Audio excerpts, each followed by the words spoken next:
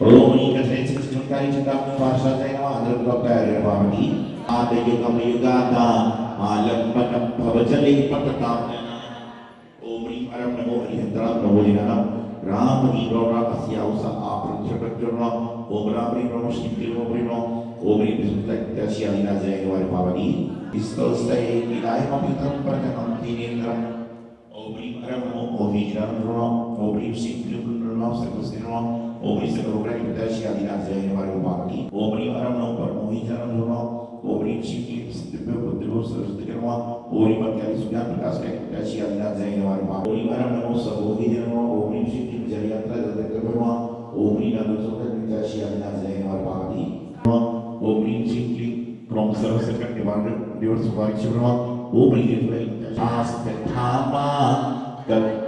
व्यतिरेक मुखरी करते वला विद्या प्रसन्न पूर्व ओम कराची प्रतिपदा शक्ति सतत श्यामिना जय मार्ग पापी तत्सस्तवेन भव संततिशं निबद्धं का हो गुरुवर तुमसे मिलने का सत्संग ही बहाना है। दुनिया वाले क्या जाने, दुनिया वाले क्या जाने, तेरा रिश्ता पुराना है। गुरुवर तुमसे मिलने का सूरज में ढूंढा तुम्हें, चंदा में ढूंढा तुम्हें, सूरज में ढूंढा तुम्हें, चंदा में ढूंढा तुम्हें, तारों की झुरमुट में, तारों की झुरमुट में मेरे गुरुवर का ठिकाना है। महानुभाव, जब इंसान दही को मथानी से मथता है तो उसे छाछ की प्राप्ति होती है। अर्थात जीवन में कुछ भी प्राप्त करना है तो पहले आपको उस वस्तु को, उसका स्वरूप परिवर्तित करना पड़ेगा। बिना वस्तु के स्वरूप को परिवर्तित करे हुए आपको कुछ भी प्राप्त नहीं हो सकता। जब तक इंसान अपने स्वरूप को नहीं बदलेगा, अपने स्वरूप की प्राप्ति नहीं करेगा, तब तक उसको जीवन में कुछ भी प्राप्त नहीं हो सकता। जिस तरह से जो भक्त पूजा करना चाहते हैं, अभिषेक करना चाहते हैं, वह अपनी पहले वेशभूषा बदलते हैं, फिर जाकर भगवान के चरणों में आ पाते हैं। अर्थात कुछ ना कुछ छोड़ोगे तभी जाकर कुछ पाओगे। आपके पास में बात धर्म से नहीं है, बात ग्रस्त में भी है, संसार में है, धन से भी है। यदि आप घर का मोह छोड़ोगे जब जाकर आप दुकान पहुंच पाओगे, और जब आप दुकान का मोह छोड़ दोगे, घर का मोह छोड़ दोगे, जब जाकर आप विदेश की यात्रा कर पाओगे। कई बार संसार में ऐसा होता है कि एक घर में एक समय में 3-3 शादी के कार्ड आ जाते हैं, तो घर में चिंतन मंथन चलता है कि उसकी शादी में जाना मुझे जरूरी है। बेटे को मनाते हैं, छोटे बेटे को समझाते हैं, भैया चले जाओ, घर की इज्जत का सवाल है, जाना पड़ेगा। और 100 में से 80 लोग शादियों में क्यों जाते हैं, पता आपको क्यों जाते हैं? 100 में से 80 लोग शादियों में इसलिए जाते हैं, या तो वह व्यक्ति मेरी शादी में आया था, या उस व्यक्ति को मुझे शादी में बुलाना है, बस, और कोई मतलब नहीं है। सिर्फ इसलिए जाते हैं कि या तो वह मेरी शादी में आया था, या मुझे उसको अपने बच्चे की शादी में बुलाना है, सो। और कुछ लोग क्यों जाते हैं पता आपको? कुछ लोग शादी ब्याह में इसलिए जाया करते हैं कि वहां पर जाने के बाद वह देखते हैं कि टेंट कौन सी कंपनी का लगा है, मंडप में सोफा कौन से कलर का डला था, भोजन में कैटरर्स कौन सा था, वो जाके वहीं पर नोट करते रहते हैं। और कुछ लोग ऐसे होते हैं, कुछ लोग ऐसे होते हैं जो शादी ब्याह में जाते हैं और दूल्हे दुल्हन को आशीर्वाद भी देते हैं, फूल भी बरसाते हैं, तरह तरह की क्रियाओं को भी संपन्न करते हैं। एक बार किसी ने पूछा कि बोले महाराज, जब शादी ब्याह होती है तो उस समय दूल्हा दुल्हन तो सोफे पे, चेयर पे, जो भी व्यवस्था उस पर बैठे रहते हैं, आसपास जो लोग रहते हैं बड़े खुश होते हैं, कारण क्या है? तो मैंने उससे कहा, भाई मुझे तो इस बारे में कुछ जानकारी नहीं है, तो हम तो इस चीज़ों से बहुत दूर थे और निकल गए पहले ही। ये बोले महाराज जी आपके पास जानकारी नहीं है, लेकिन आपको ज्ञान तो सब चीजों का हो गया इतने सालों से संसार में रहते रहते रहते रहते। तो मैंने सोचा क्या जवाब दूं इसको, अब जवाब नहीं दूंगा तो भी समस्या है। फिर मैंने फिर से पूछो, तो उसने प्रश्न किया कि जब किसी की शादी होती है तो दो लोग सोफे में बैठे रहते हैं, बाकी सारे लोग खड़े रहते हैं, बाकी क्यों नहीं बैठते हैं? मैंने कहा फिर से पूछो। इतने में 20-25 आदमी इकट्ठा और हो गया मंदिर कमरे के अंदर। काल्पनिक बातें होती हैं समझाने के लिए। तो मैंने पूछा क्या कहना चाहते हो? वो ये कहने लगे कि बोले महाराज जी ये पूछना चाहते हैं कि जब शादी किसी की होती है तो सिर्फ जो शादी के मंडप पर दूल्हे दुल्हन है वही सोफे पर बैठे रहते हैं, बाकी सारे रिश्तेदार खड़े क्यों रहते हैं? तो मैंने कहा बताऊं बात? बोले बताइए। सबसे पूछा बताऊं? बोले बताइए। तो मैंने कहा ये सब इसलिए खड़े रहते हैं कि जिंदगी में एक बार बैठ गए हैं, उसके बाद से घर में बैठने को नहीं मिलता। पत्नी कहती ये लेके आओ, ये लेके आओ, ये लेके आओ, पति कहता ये बनाओ, ये बनाओ, ये बनाओ। तो एक बार चेयर पे बैठ गए, उसका हर जाना है कि अब जिंदगी भर खड़े रहना पड़ता है। इसलिए सीख देते हैं कि भैया हमारे जैसे खड़े रहना है तो तू भी बैठ जा, हमारे जैसे खड़ा रहना है तो तू भी बैठ जा। और यही होता है। कहते हैं ना, आदमी कहता है कि सोचा था कि शादी के बाद में जब इंसान माता पिता कोई कार्य कहते हैं तो टाल देता है कि मुझसे कहते हो, लेकिन शादी के बाद में टालना चाहता है तो भी टाल नहीं पाता। हर आदमी का अपना अपना एक्सपीरियंस होता है। जिसके 2 साल हुए 2 साल की बात बताएगा, जिसको 20 साल हो 20 साल की, 50 साल हुआ 50 साल की बात बताता है। तो बता रहा था कोई भी वस्तु की प्राप्ति करना है तो पहले अपने स्वरूप को बदलना पड़ेगा, उस वस्तु के स्वरूप को बदलना पड़ेगा। चंदन की लकड़ी जब तक श्री जी के चरणों में चंदन बनकर नहीं लगती जब तक वो घिसती नहीं, और जब चंदन की लकड़ी केसर कपूर घिस जाता है तो उसके बाद में वह क्या होता है, सबसे पहले श्री जी के मस्तक पर जाती है, चरणों में जाती है। कब? जब वह अपना स्वरूप बदल देती है। इसी तरह से इंसान भी, हम इंसान भी जब तक अपने स्वरूप को, अपने स्वभाव को नहीं बदलेंगे तब तक हमारी जीवन में कुछ भी प्राप्ति होने वाली नहीं है।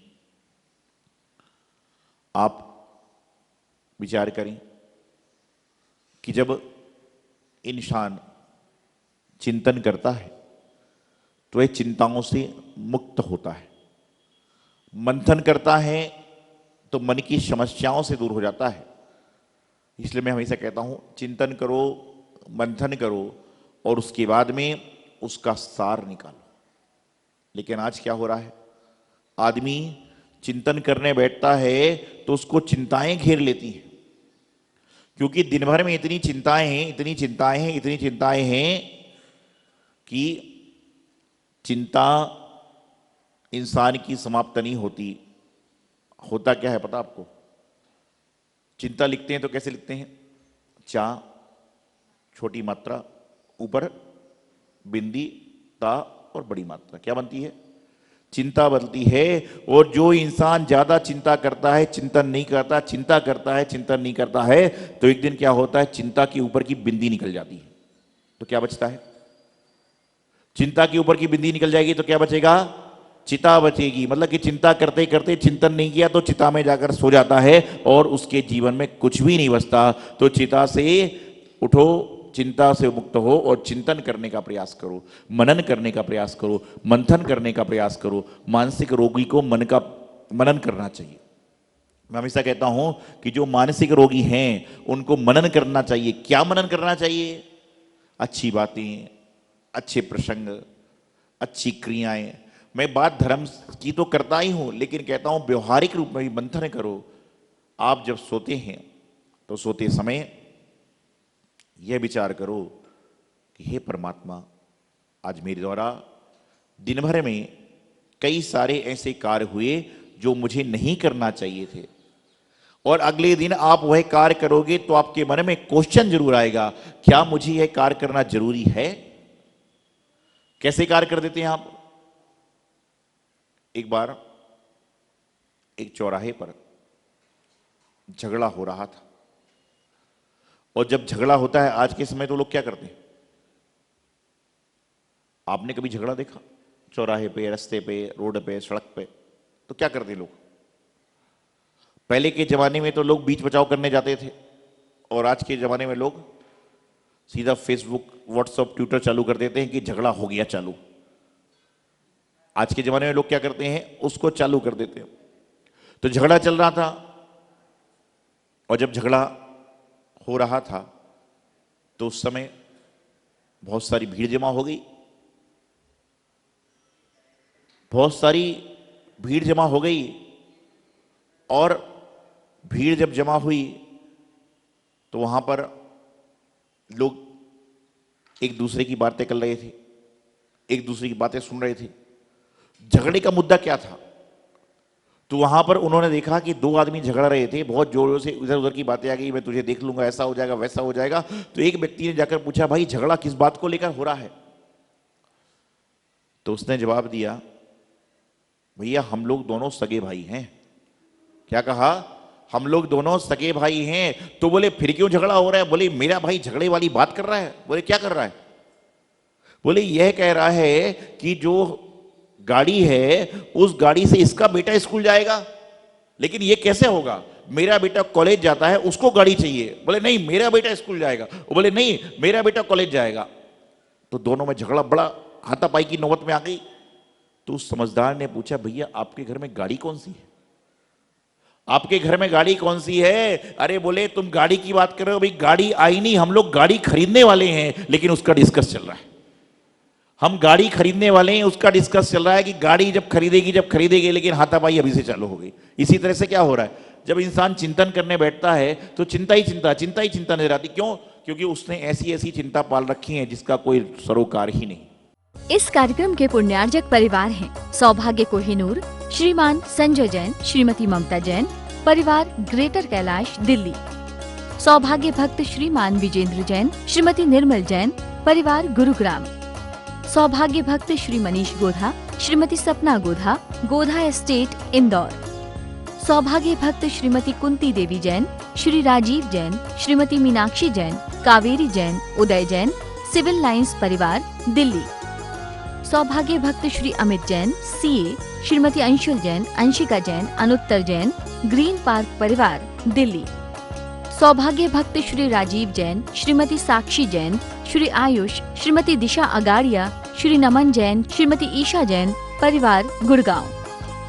सौभाग्य भक्त श्री आलोक जैन, श्रीमती पायल जैन, कनिष्का जैन, शौर्य जैन, परिवार भजनपुरा, दिल्ली।